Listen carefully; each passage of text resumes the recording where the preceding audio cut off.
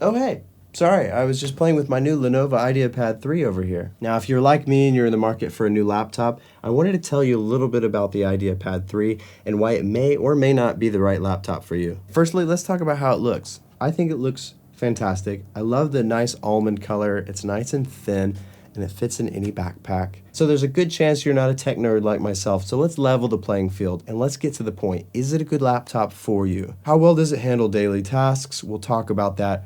But first, we need to talk about a couple of important specs. It has an i3 processor, 8 gigs of RAM, and 256 gigabyte SSD drive. Pretty much any entry-level laptop is going to have those same specs. So what makes the Ideapad 3 different? By default, you would call this a great laptop for your daily tasks, emails, Zoom calls, but I'm a music producer, video editor, photo editor, and this laptop can handle all of those things just fine. Now we're going to talk in a moment about some of the limitations that come with that, but I wanted to mention some important key points about this laptop. It comes with Windows 11. It has an HDMI port on the side, an SD card port on the other side, along with, of course, 3 USB ports and an auxiliary headphone jack. Now this is crucial because a lot of laptop brands are moving away from having so many ports. Now I think it's great that this laptop has all these ports because you don't want to have a bunch of adapters for everything. Now here's what I love about the Ideapad 3. The keys are raised, so when you're typing, you hear a little bit more of that clack sound. Maybe it's just me, I kind of like that. And it's also touchscreen, which I think is great because there's still a lot of laptop brands out there that are not moving in the direction of touchscreen, and I think it's great to have. Now let's get to it. How well does it actually work? I think you have to ask yourself, how much capacity do I really need in a laptop?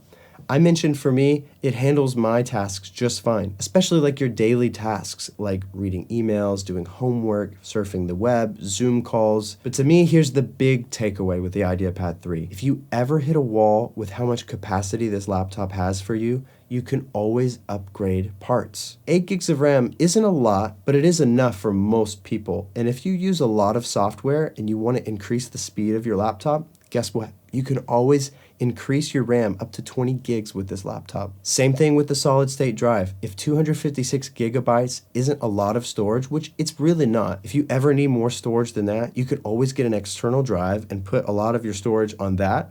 Or again, you can expand your current drive and get a bigger one. So overall, what do I think about the Ideapad 3? I'm a fan. You can always expand on its current specs if you ever need in the future. As is, I think it works great. It's a great buy, highly recommend, and best of luck to you.